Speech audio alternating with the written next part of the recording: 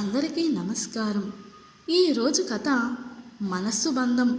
రచన షహనాజ్ బతుల్ గారు. ఇంకా స్టోరీలోకి వెళ్ళిపోదామా? కూరగాయల సంచి మోసుకుంటూ ఎండలో ఒక్కడినే వస్తున్నాను. బాగా ఎండగా ఉంది. సూర్యుడు తన ప్రతాపాన్ని చూపిస్తున్నాడు. కళ్ళు తిరుగునట్టున్నాయి. అంతా మసగమసగగా కనిపిస్తుంది. తర్వాత ఏమైందో తెలియదు. స్పృహ వచ్చేసరికి నేను ఎక్కడో ఇంటిలో మంచం మీద పడి ఉన్నాను. ఇది ఎవరి ఇల్లు? నాకేమీ అర్థం కాలేదు. ఇది మా ఇల్లు కాదే. లేవబోయాను. నీరసంగా ఉంది. పడుకోండి, నీరసంగా ఉన్నారు అన్నాడు ఆ అబ్బాయి. నువ్వెవరు బాబు? నేను ఎలా వచ్చాను ఇక్కడికి అని అడిగాను. మానవత్వం మిమ్మల్ని ఇక్కడికి తీసుకొచ్చింది. నాకేం అర్థం కాలేదు. ఆశ్చర్యంగా చూశాను అతని వైపు.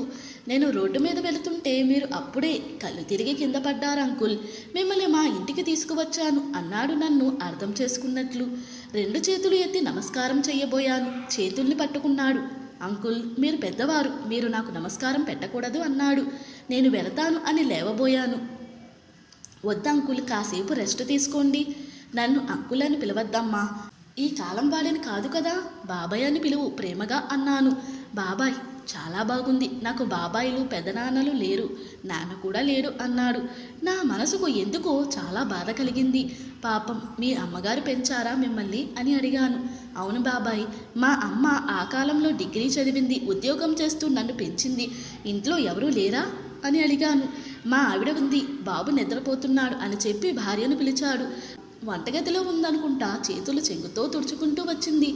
నమస్కారం మామయ్య అన్నది. మా ఆవిడ శ్వేత. మీకు ఎవరున్నారో చెప్పండి బాబాయ్, వాళ్ళకు ఫోన్ చేస్తాను అన్నాడు. నాకు ఎవరూ లేరు. శ్వేత లోపలికి వెళ్ళి ప్లేట్లో ఉప్మా పెట్టి తీసుకొచ్చింది. అప్పుడే చేసినట్టుంది, వేడివేడిగా ఉంది. బాబాయ్, మీరు ఏమీ తినలేదేమో, కళ్ళు తిరిగి పడ్డారు, మీరు చాలా నీరసంగా ఉన్నారు. ఈ ఉప్మా తింటే కొంచెం శక్తి వస్తుంది. ఎవరి అబ్బాయి? ఏమిటి బంధం? ఈ అబ్బాయికి నాకు ఏదో బంధం ఉంది. కన్న కొడుకులు వదిలేసి విదేశాలకు వెళ్ళిపోయారు. నన్ను ఎంతో బాగా చూసుకునే శ్రీమతి నన్ను వదిలి సుదీర తీరాలకు వెళ్ళిపోయింది. నాకు హోటల్ తిండి పడదు. నా సీత చాలా బాగా వండేది. నేను వండుకుని తింటున్నాను. నిన్న ఏమీ తినలేదు. నీరసంగా ఉన్నాను. ఎండ బాగా ఉండింది. నన్ను తన ఇంటికి తీసుకొచ్చాడు. ఈ కాలంలో ఎవరు ఇలా చేస్తున్నారు? ఆ అబ్బాయి ఇచ్చిన ఉప్మా తిన్నాను. ఇంటి తిండి తింటున్నాను. హాయిగా ఉంది. టీ ఇచ్చింది, దానితో ట్యాబ్లెట్ ఇచ్చాడు. నువ్వు డాక్టర్వా? కాదు బాబాయ్, ఇది మల్టీవిటమిన్ ట్యాబ్లెట్, మీకు నీరసం పోవడానికి. టీ తాగి ట్యాబ్లెట్ వేసుకున్నాను. నిజంగానే చురుకుదనం వచ్చేసింది. మంచం మీద నుండి లేచాను. కాసేపు అటు ఇటు నడిచాను. బాబాయ్, మీకు పిల్లలు లేరా? 2 కొడుకులు, 2 విదేశాలలో ఉన్నారు. బాబాయ్, మీరెక్కడికి వెళ్ళవద్దు, మా దగ్గరే ఉండిపోండి. నేను 10వ తరగతి చదివేటప్పుడు నాన్నగారు పోయారు. మీలో నాన్నను చూసుకుంటాను. నా కళ్ళల్లో నీళ్లు తిరుగుతుండగా ఆ అబ్బాయిని హృదయానికి హత్తుకున్నాను. తల పైకెత్తినప్పుడు గోడకు దండ వేసి ఉన్న ఫోటో కనిపించింది.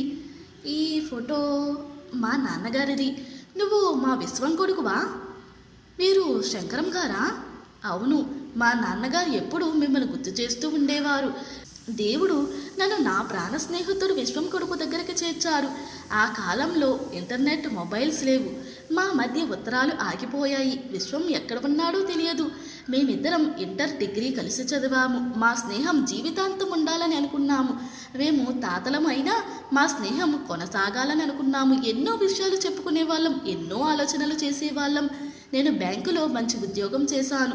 నాకు అదృష్టవశాత్తు అనుకూలవతైన నన్ను చాలా బాగా చూసుకునే భార్య దొరికింది. కానీ నేను పదవి విరమణ చేసిన సంవత్సరానికి తను నన్ను వదిలి సుదీర తీరాలకు వెళ్ళిపోయింది.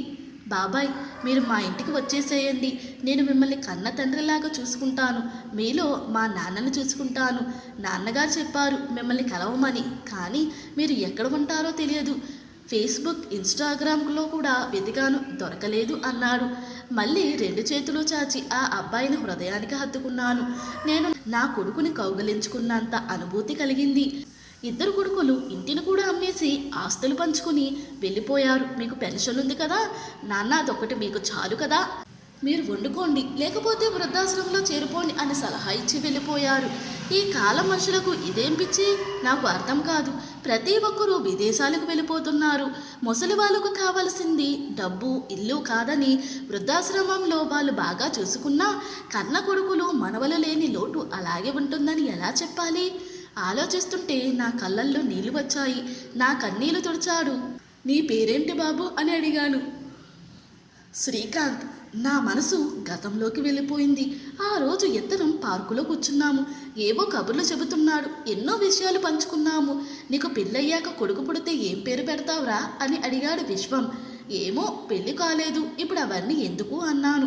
నాకు కొడుకు పుట్టినా నీకు కొడుకు పుట్టినా సేమ్ పేర్లు పెట్టుకుందాం. ఒకవేళ మొదట కూతురు పుడితే ఆ తర్వాత కొడుకు పుడతాడు కదా, అప్పుడు పెట్టుకుందామని చెప్పాడు.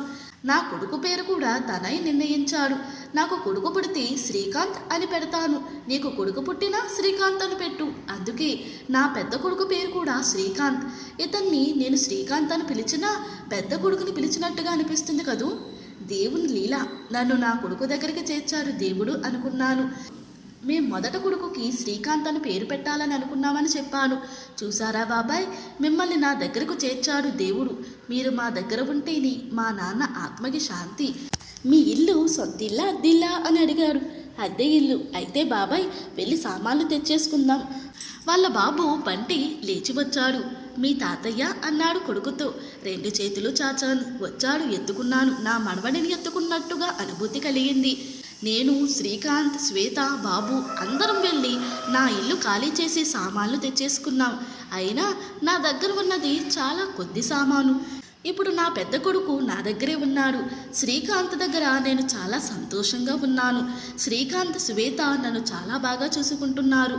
రక్త సంబంధం కంటే మనసుతో పెనవేసుకున్న అనుబంధం గొప్పది అనిపించింది. అదే మనసు బంధం. ఇంతటితో ఈ స్టోరీ ముగిసింది. ఈ స్టోరీ కనుక మీకు నచ్చినట్లయితే మరియు నా ఎక్స్ప్లెనేషన్ కనుక మీకు నచ్చినట్లయితే ప్లీజ్ లైక్, షేర్, సబ్స్క్రైబ్.